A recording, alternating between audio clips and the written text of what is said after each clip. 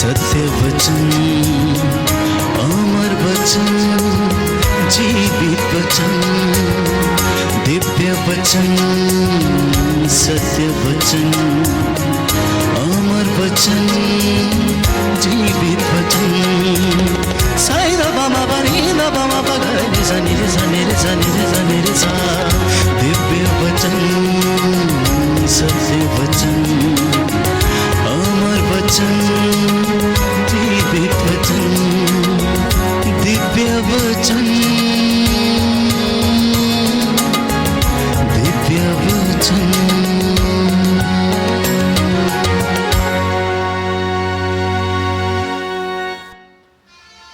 सबको जय यीशु की।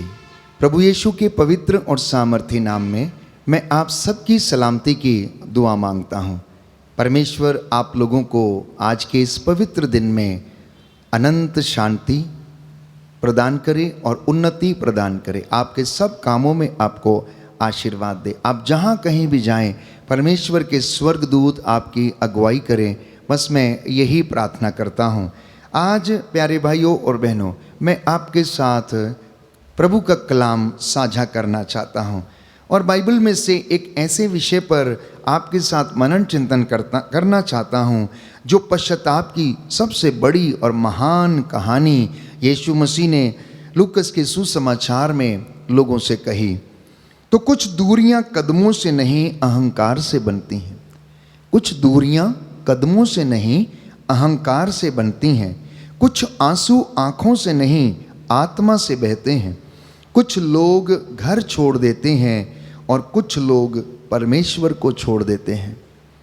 लेकिन संसार में सबसे सुंदर दृश्य वह नहीं जब कोई राजा अपने सिंहासन पर बैठता है। सबसे सुंदर दृश्य वह है जब एक पापी अपने पिता की गोद में लौट आता है। इससे बड़ा आनंद किसी का भी नहीं, क्योंकि जहाँ मनुष्य अपने अपराधों को गिनता है, वहाँ परमेश्वर अपना हाथों को फैलाकर हमें आलिंगन करता है।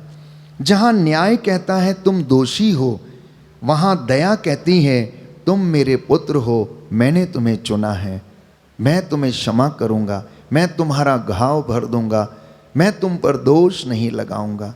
संसार की नियति क्या है कि वो आपको दोषी ठहराने की कोशिश करता है, और परमेश्वर आपको और मुझे दया करके प्यारे भाइयों और बहनों पुनः स्वर्ग में लेकर जाने का प्रयास करता है। तो यदि संपूर्ण बाइबल में केवल एक ही दृष्टांत बचा रह जाए जिससे परमेश्वर के हृदय को समझा जा सके, तो वो होगा उड़ाऊ पुत्र का दृष्टांत।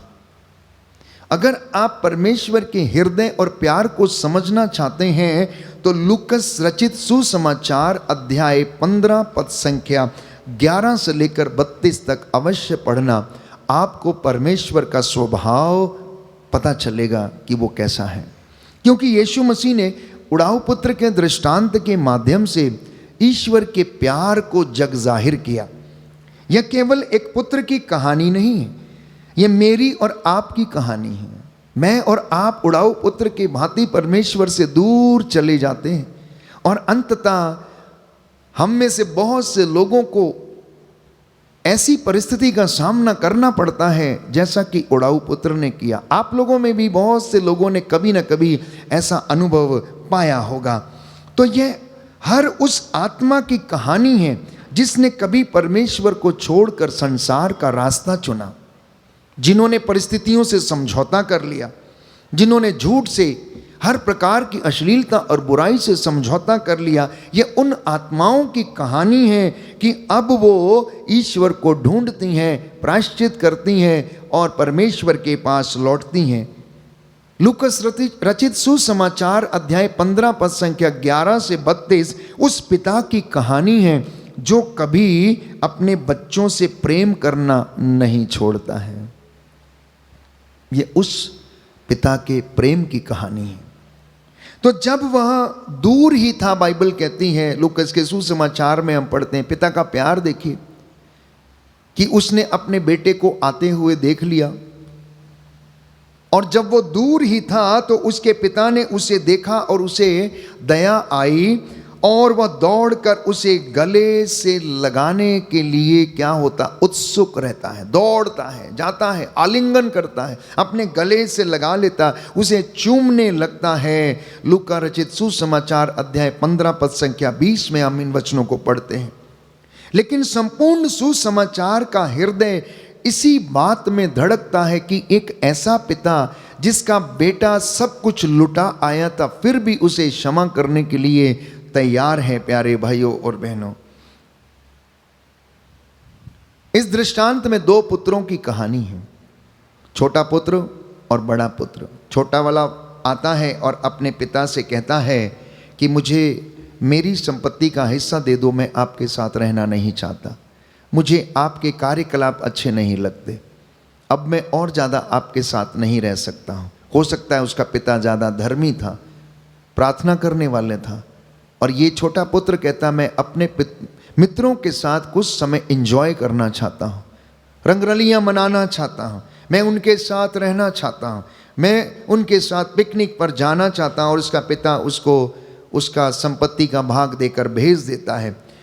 तो छोटा पुत्र आज के इस युग में अगर उसको कंटेक्चुअलाइज किया जाए तो ये हर पापी मनुष्य का प्रतीक है, हर पापी मनुष्य का प्रतीक है जो अपने पिता से या ईश्वर से दूर जाता है। युवक अपने पिता के पास गया और बोला मुझे संपत्ति का वो भाग दे दीजिए जो मेरा है।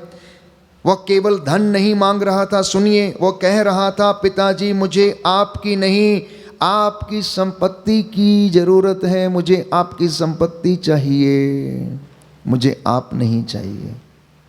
ना जाने दुनिया में कितने लोग, कितने बेटे बेटियां अपने माता पिता से यही कहकर लड़ते हैं कि मुझे अब आपकी जरूरत नहीं, केवल मुझे संपत्ति की जरूरत है, मुझे घर की जरूरत है, आप यहां से निकल जाइए। माता पिता बुजुर्ग हो जाते हैं और जवान बेटे बेटियां जब उनका परिवार बस जाता है, कमरा छोटा है, हो सकता है माता पिता को किसी ऐसे छोटे कमरे में जाकर लिटा देते हैं, बेड जहां डाल देते हैं, प्यारे भाइयों और बहनों, जहां हो सकता है सुविधाएं कम हों। ऐसे लोग ये छोटे बेटे उड़ाऊ पुत्र के प्रतीक हैं। तो क्या आज भी हम ऐसा नहीं करते? आज भी दुनिया में बहुत जगह ऐसा होता है। हमें परमेश्वर का आशीर्वाद चाहिए लेकिन हमें परमेश्वर नहीं चाहिए। हमें सफलता चाहिए लेकिन हमें प्रार्थना नहीं चाहिए। हमें स्वास्थ्य चाहिए लेकिन हमें पवित्रता नहीं चाहिए। हमें स्वर्ग चाहिए लेकिन हमें क्रूस नहीं चाहिए। यही पाप का आरंभ है कि जब आप स्वर्ग चाहते हैं, क्रूस नहीं चाहते, स्वास्थ्य चाहते हैं, पवित्रता नहीं चाहते, सफलता चाहते हैं लेकिन प्रार्थना नहीं चाहते, तो जब मनुष्य परमेश्वर के वरदानों को परमेश्वर से भी अधिक प्रेम करने लगता है तो प्रियजनों वो धीरे धीरे परमेश्वर से दूर होने लगता है। अब दूसरी बात इस दृष्टांत में आती है कि वो दूर देश चला गया, दूर देश चला गया, पिता से बहुत दूर चला गया। तो दूर देश केवल एक स्थान नहीं है, ये एक आध्यात्मिक स्थिति है, ये एक आध्यात्मिक स्थिति है। बाइबल कहती है कुछ दिनों बाद छोटा पुत्र अपनी सारी संपत्ति लेकर दूर देश चला गया। वहां उसने उच्छृंखल जीवन बिताकर अपनी संपत्ति को उड़ा दिया। मतलब उसने ऐसा जीवन बिताया जो पाप, व्यभिचार, नशेबाजी, रंग रलियां और ऐसी चीज़ों में लिप्त था कि उसने अपनी सारी संपत्ति उड़ा दी। उसके मित्र आए, खाया पिया और अंततः उसे छोड़कर चले गए। लूकस रचित सुसमाचार अध्याय 15 पद संख्या 13 में इस वचन को हम पढ़ते हैं। दूर देश ये केवल कोई भौगोलिक परिस्थिति नहीं, ये केवल भूगोल नहीं है, ये आत्मा की परिस्थिति है। हमें इस दृष्टांत को कुछ इस तरीके से समझने की आवश्यकता है। ये सुसमाचार के शब्दों की गहराई को हमें समझाता है। दूर देश जाना कोई ऐसी परिस्थिति नहीं जो भौगोलिक हो या वो वहाँ से अपना सामान लेकर चला गया, लेकिन आत्मिक रूप से वो पिता से दूर हो गया, रिश्तों से वो पिता से दूर हो गया। ये आत्मा की स्थिति है, क्योंकि वो पाप में चला गया। अब रिश्तों से उसे कोई नाता नहीं रहा। जब मनुष्य प्रार्थना छोड़ देता है तो वह भी दूर देश में निवास करने लगता है। जब मिस्सा या एवं संस्कार उसके लिए परंपरा बन जाते हैं तो वह दूर देश में रहने लगता है। जब पाप उसे सामान्य लगने लगता है तब वो दूर देश में रहता है। जब परमेश्वर से ज़्यादा मित्रों के साथ एंटरटेनमेंट, मनोरंजन और पिकनिक में रहना शुरू कर देना, वो उसके लिए दूर देश के समान है। इसलिए संत अगस्तिन लिखते हैं कि परमेश्वर से दूर जाना ही वास्तविक निर्वासन है। परमेश्वर से दूर जाना ही वास्तविक निर्वासन है। धर्मशास्त्र की शिक्षा से दूर जाना ही वास्तविक निर्वासन है। आध्यात्मिक जीवन से दूर चले जाना वास्तविक निर्वासन है। प्रकाश से अंधकार में जाकर रहना शुरू कर देना वास्तविक निर्वासन है। पाप पहले वादा करता है, फिर सब कुछ छीन लेता है। प्रियजनों, शुरू में उस युवक के पास धन था। सुनिए ध्यान से, उड़ाऊ पुत्र के पास शुरू में उसके पास क्या था? धन था, दोस्त थे, मौज मस्ती थी, स्वतंत्रता थी। धीरे धीरे धन चला गया, धन जाने के बाद दोस्त चले गए, दोस्तों के जाने के बाद सम्मान चला गया, और अंत में उसकी स्वयं की पहचान भी चली गई और वो जानवरों के साथ जाकर रहता है और वहाँ पर उनके साथ खाता और पीता है, रोता है। जो फलियाँ वो जानवर खाया करते थे, उन्हीं फलियों को वो खाता और पेट भरता था। तो शैतान पहले प्रलोभन देता है और उसके बाद परित्याग कर देता है। इस विषय में संत पीटर हमें चेतावनी देता है। पहले पत्र अध्याय 5 पद संख्या 8 में, सावधान रहो, जागते रहो, तुम्हारा शत्रु शैतान गरजते हुए सिंह के समान दौड़ता फिरता, विचरता फिरता है, घूमता रहता है, खोजता रहता है कि किसे फाड़ खाए। तो पश्चाताप का पहला चमत्कार पवित्र बाइबल हमें समझाती है। एक दिन जब वो होश में आया, अब तक वो बेहोश था। जब तक हम निर्वासन में रहते हैं हम बेहोश रहते हैं, ईश्वर से दूर रहते हैं, बेहोश रहते हैं, हमें होश नहीं रहता है। माता पिता से दूर रहते हैं, हम होश में नहीं रहते हैं प्यारे भाई और बहनों, इसलिए हम उनसे दूरी बनाए रखते हैं। तो बाइबल कहती है तब वह होश में आया और कहने लगा कि मेरे पिता के घर में सैकड़ों मजदूर भरपेट भोजन करते हैं और मैं यहाँ पर भूखों मर रहा हूँ। प्यारे भाइयों और बहनों, वो सोचने लगता है कि उसके घर में सैकड़ों नौकर चाकर भरपेट भोजन करते, लेकिन इस व्यक्ति को खाने को भी रोटी मौजूद नहीं थी, रोटी नहीं मिल रही थी।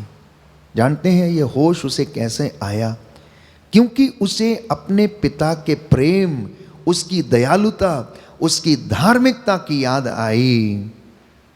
जब वो अपने पिता के पास रहता था, उसने अवश्य अपने पिता के इस सहृदयता को, दयालुता को, उसके प्रेम को देखा होगा कि उसका पिता लोगों के साथ किस तरीके का बर्ताव करता है। वो इतना दयालु है, इतना प्रेम करने वाला है, सहज ही द्रवित हो जाता है, लेकिन फिर भी उड़ाऊ पुत्र ने उसकी उस उपस्थिति को त्याग दिया और उसने अपना वजूद खो दिया। तो प्रियजनों, पश्चाताप का सबसे पहला चमत्कार है होश में आना। ये जानना कि मैं पापी हूँ, ये जानना कि मैंने गलती किया है, ये स्वीकार करना कि मैं इस जगह पर गलत हूँ, इसलिए मुझे माफ़ी मांगने की आवश्यकता है। और बाइबल कहती है जब वो होश में आता है तो उसका हृदय बदलने लगता है। वो कहता है कि मैं उठूँगा और मैं जाऊँगा और अपने पिता से कहूँगा, पिताजी मैं आपका बेटा कहलाने के योग्य नहीं हूँ, मुझे अपने नौकरों में से एक रख लीजिए, क्योंकि मैंने स्वर्ग और आपके विरुद्ध पाप किया है। तो पश्चाताप तब शुरू नहीं होता जब हम रोते हैं। सुनिए ध्यान से, आपके आंसू बहा लेने का ये मतलब नहीं है कि आपका पश्चाताप शुरू हो गया है। पश्चाताप तब शुरू होता है जब हम सत्य को स्वीकार करते हैं। True repentance begins when you come to the knowledge and accept that you have committed a sin. आज सबसे बड़ा संकट यह नहीं कि लोग पाप करते हैं, सबसे बड़ा संकट तो यह है कि लोग पाप को पाप नहीं समझते, गलती को गलती नहीं समझते और यह स्वीकार नहीं करते कि मैंने गलत किया है। एक और मुख्य आकर्षण का केंद्र इस दृष्टांत में हमें मिलता है और वो ये है कि पिता दौड़ता है, वो दौड़ कर जाता है और उसे गले लगाता है। तो अनुग्रह का सबसे सुंदर चित्रण इस बात में हमें देखने को मिलता है। परमेश्वर के प्यार का, उसकी दयालुता का, उसके अनुग्रह का जो सुंदर चित्रण है हमें इस बात में देखने को मिलता है कि उसका पिता दौड़ कर जाता है और उसे आलिंगन करता है। बेटा चल रहा था, सुनिए ध्यान से, बेटा रास्ते में चलकर आ रहा था लेकिन पिता दौड़कर उसकी ओर जा रहा था। इसलिए यूं ही नहीं किसी ने कहा है कि आप परमेश्वर के लिए एक कदम बढ़ाओ तो वो 10 कदम आपके लिए बढ़ाने को तैयार रहता है। ठीक वैसा ही प्यारे भाइयों और बहनों, उड़ाऊ पुत्र के दृष्टांत में हमें देखने को मिलता है कि पुत्र एक एक कदम बढ़ाकर आगे आता है लेकिन पिता दौड़ते हुए उसके लिए आता है और उसे आलिंगन करता है। यह उस समय की यहूदी संस्कृति के विरुद्ध था कि कोई सम्मानित बुजुर्ग व्यक्ति सार्वजनिक रूप से दौड़ता नहीं था, लेकिन यीशु जानबूझकर यह चित्र प्रस्तुत करते हैं, जानबूझकर इस चित्र को प्रस्तुत करते हैं और दृष्टांत में लोगों से कहते हैं। क्यों? क्योंकि परमेश्वर केवल प्रतीक्षा नहीं करता, वे हमारी ओर बढ़ता है। He takes first initiative to save us। इसलिए ईश्वर ने वो पहला इनिशिएटिव लिया और अपने पुत्र यीशु मसीह को मेरे और आपके लिए कुर्बान कर दिया ताकि मैं और आप उसके प्रायश्चित के द्वारा, सलीब पर चढ़ाए जाने के द्वारा हम उद्धार पाएं और उसके प्रेम को अनुभव कर सकें।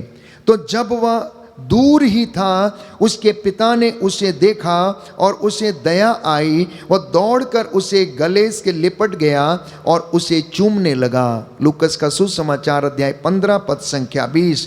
ध्यान देने की बात यह है, पिता ने पहले गले लगाया, फिर पुत्र ने अपने पाप स्वीकार किए। यह अनुग्रह की अवस्था है, यह अनुग्रह की अवस्था है।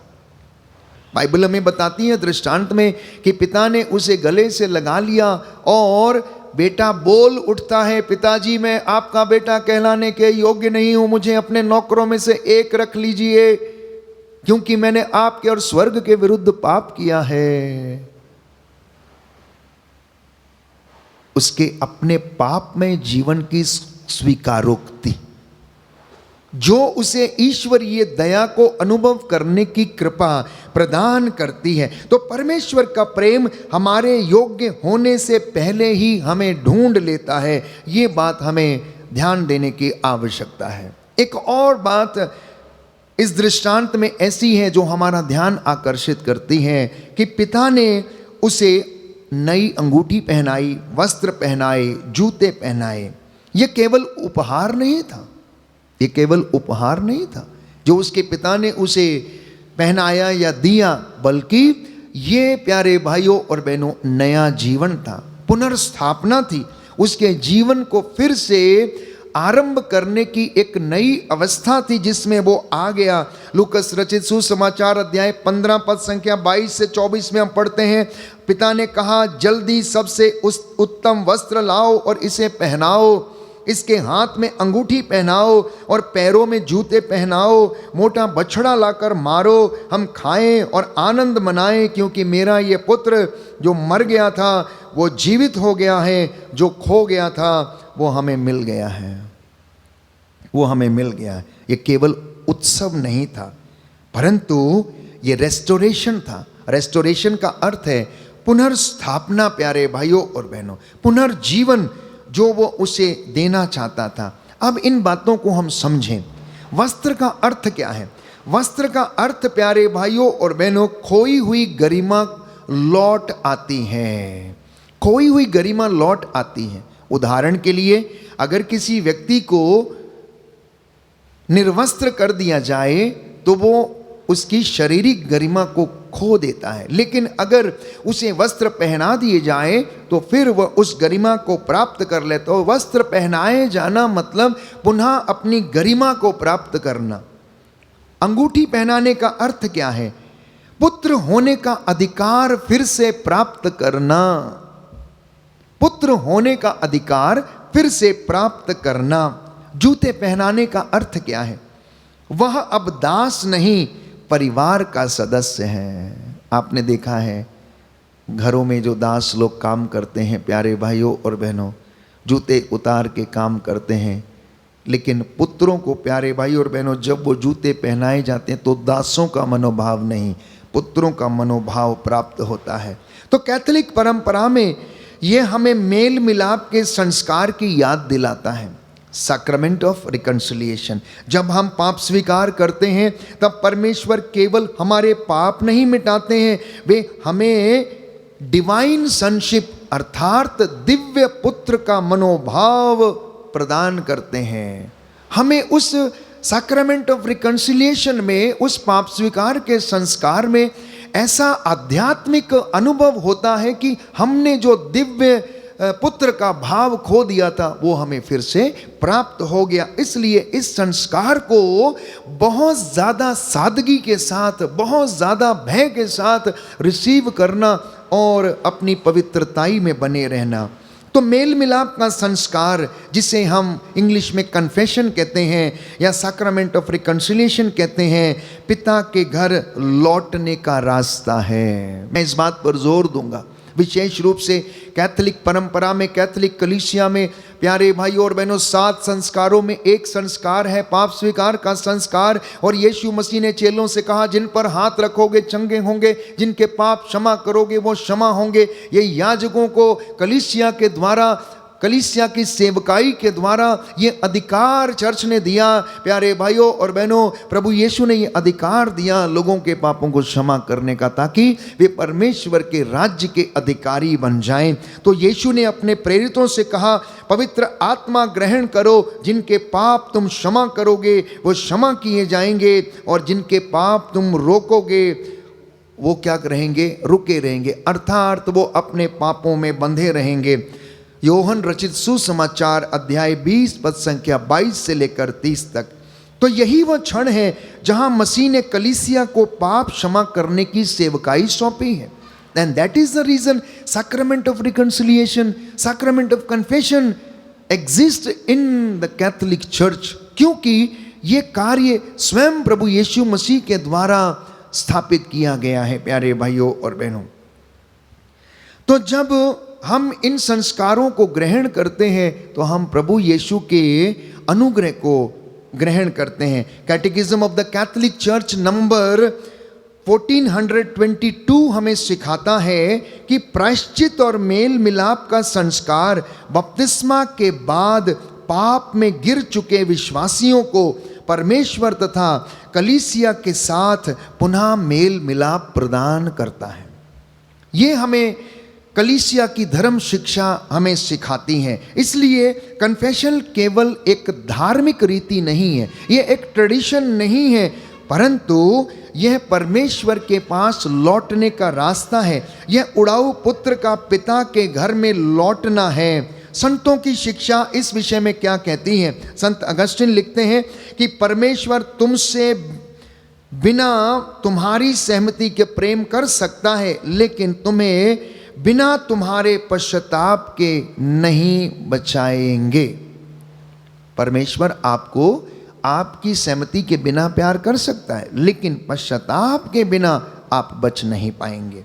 संत जॉन क्रिसोस्टम कहता है, पापी से निराश मत हो, अर्थात पापी से घृणा मत करो। जब तक वह जीवित है तब तक उसके लिए परमेश्वर की दया का द्वार खुला है। इसलिए आपको पापी से घृणा नहीं करनी चाहिए, क्योंकि जब तक वो जिंदा है उसके लिए उद्धार का द्वार खुला हुआ है। यदि वो प्रायश्चित करेगा तो वो स्वर्ग में प्रवेश कर सकता है। संत फॉस्टीना कहती हैं कि सबसे बड़ा पाप भी मेरी दया की गहराई को समाप्त नहीं कर सकता।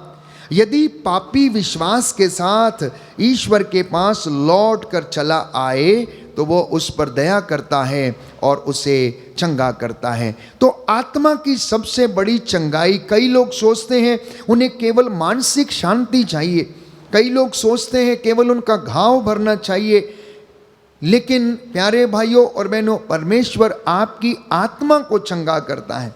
जब मनुष्य सुनता है मैं तुम्हें क्षमा करता हूँ, यही कारण है कि कन्फेशन के बाद अनेक लोग कहते हैं आज मेरे भीतर वर्षों पुराना बोझ उतर गया।